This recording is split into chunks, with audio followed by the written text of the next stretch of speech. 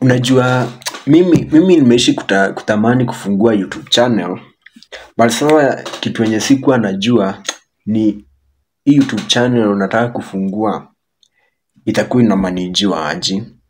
Alafu kitu kingine ilikuwa inanikata roho ni equipment na tools zenye nahitaji ili nifungue YouTube channel yangu. Nimefanya TikTok for quite some years back. Nilianzaga TikTok I think nikiwa high school. Kitambo hapo hivi mimi niliingia high school 2019. 2019 nilikuanga form 1. Na after COVID kufika, COVID ilikujanga nikiwa I think ni form 2. I think form 2. After COVID kukuja, ndio sisi tukafukuzwa, tukafungiwa home. Sasa ikakuwa sasa hakuna shule tena. Hiyo ndio time sasa karibu mimi nipotee. By the way, watu wenye walipitianga hiyo time ya COVID, kama COVID ilikupata ukiwa shule, ni ukamanage kurudi, wewe ni genius. Hapo watu wengi sana walipotea hiyo period. Mimi mwenyewe karibu nipotelee tu hapo hiyo time ya COVID. Hiyo ndio ilikuwa nataka kupotea na maisha yangu sana. So after hiyo time ya COVID, after tumetolewa shule, tukaambiwa sasa tukae home until further notice. Hakuna mtu anajua kama atai rudi shule, hakuna mtu atajua vile kutaenda. So tulikuwa tu tumechanganyikiwa tu hivi. Watu wameenda kazi, wengine wameolewa, wengine wameoa. So kuna sisi bado tulikuwa determined sasa na masomo. Tuna hope to one day one time shule zitafunguliwa tena, tutarudi. We will be back and to achieve our dreams, man. So mimi nimekaa tu huko home, sina la kufanya, ni kupiga tu vibarua huko na ngoja tu shule zifunguliwe. Sasa nikafikiria nikaona nikianza content iku post si ni kitu simple sana. Mimi na post na waekea huko, mna view ama mkikosa ni sawa. So nikaanza tu hivi pole. Then God willing, shule sasa zikafunguliwa tena. Vile sasa shule zilifunguliwa, I think sasa ndio time tulisomanga form 2 na form 3 tulisomanga mwaka moja. Sasa by the time nilikuanga form 4 sasa, form 4 nilikuanga 2022. Time sasa naingia form 4 sasa nilikuanga na forums kadhaa. Nilikuwa na forums hapo hivi. Ndio nilikuwa nimefika about 30,000 followers.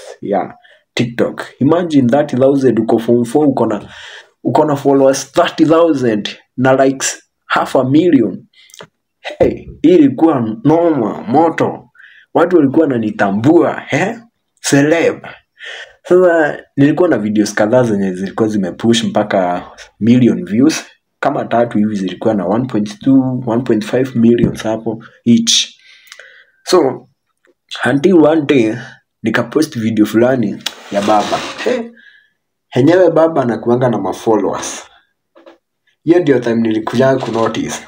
So hiyo video ya baba nilipostingi hapo hivi TikTok, ikaenda ikafikanga 1.2 million. So kwa comment section ilikuanga tu chuki, drop that video or we drop your account. Sasa mimi sikuwa najua hii mambo ya kubaniwa account. So mimi nilikuwa nadhani watu wana joke, wananiambia mimi ni drop video wananiambia ni drop. Hiyo video inaningenia about 2,000 followers in, let's say, in 2 hours. Mimi niko na more than 2,000 followers. Unaona hii kitu ya notification hapo via TikTok. Una post tu hivi, after umeangalia watu followings hivi, umeangalia watu wamekufollow, watu wamecomment, likes, sinaona kanafutika within 2 minutes imefika 99+ tena. Sasa hiyo video ndio watu wananiambia ni drop, eti nitoe junior baba. Nikaona hapa watu wanataka kupotea na future yangu. Why do you want to strip on my dream? Nikasema hii nayo hii siwezi toa, siwezi. Hata mfanye nini, siwezi toa. Acha ipush hiyo account nifike at least 10, at least nifike 50k followers. Until one day, one morning, a great morning, nimeamka tu na furaha hivi, mimi ni celeb, niko na 30,000 followers. Naingia TikTok hivi kuona what's trending. Napatana na a very bright notification on my screen. Your account is permanently banned. What do you mean permanently banned? Hey, ushaitoa machozi. Hiyo kitu ilikuwa mbaya. Sikujua watu wangenifanyia hivyo maze. Ilikuwa mbaya. Nililia hiyo siku. Nikajaribu kurecover hizo vitu. Ikakuwa ngumu. Ikakuwa ni ngumu, haiwezekani kabisa. Sasa hivyo ndivyo content yangu tu ilishanga hivyo. Nikapotelea tu. So nikasema tu nitafungua tu ingine nione kama nitamanage. Nikafungua account kingine hapo hivi. Nikaona akaendi bana. Akaendi. Sasa imefikia time ya exam KCSE pale hivi. Unajua hiyo time sasa lazima ujipange KCSE hapa na pale. Nikasema hii mambo ya content njoo watu wamenitoa nje, itabidi tu nimetulia sasa. Acha sasa ni focus na masomo. So kutoka hiyo time nikafikiria, nikaona kurudi hapo tena ni ngumu, acha nitulie. Nikakaa until hapo hivi about 2023 there about ndio nikasema sasa nimemalizana na shule, sina pressure ya kwenda, sina la kufanya, acha sasa nianze content tena. Maybe God willing nitafika huko juu tena bado. So nikafungua hii account sasa yenye niko na, actually niko na account mbili. Nikafungua account na YouTube channel hapa na pale. Nikaanza kupost pole pole. Sinajua hakuna pressure, ni kupost tu kila siku na gain 1 follower, 2 likes. Kila day unapost video yako hapo hivi, napata views 2. Unasema ni sawa, acha tuendelee. Maybe one day one time Mungu atanionekania tena. So nikaendelea kupost. Mimi sikuwa give up manzi. Wanga na post tu anything. Ukipata tu kila kitu record. Nimejaribu content mingi sana, nikaona azipush. Ajeni nikaenda tu pole pole until recently sasa ndio nimefika 10,000 followers. Nikaona watu wangu bado mnanipenda. Bado mnanipenda pale hivi TikTok. Ndio sasa hii nikaamua acha sasa nianze YouTube channel. Acha nifungue sasa YouTube sasa ndio at least niweze kubuild my brand. You know, kila mtu kwa na dream zake na kuna place anataka kufika. Na with hard work na kujituma lazima utafika hapo hivi. So sasa hii nimefungua YouTube channel nyingine inaitwa Chris Wize TV by the way.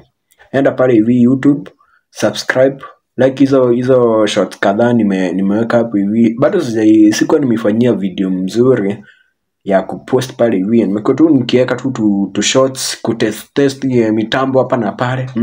Kuona vile YouTube unakaa. Unajua lazima ufamiliarize na platform kwanza before uanze kuweka vitu zako huko. Unajua si kama TikTok. TikTok sasa nimeelewa kila kitu. Najua kupost, najua kufanya kila kitu. Lakini YouTube sikuwa YouTube sana, so lazima nijue vile uanga tunapost, what we need. Hizo sikuwa najua vitu kama hizo za YouTube studio. Lakini sasa nimefamiliarize na hayo, nimeona iko sawa.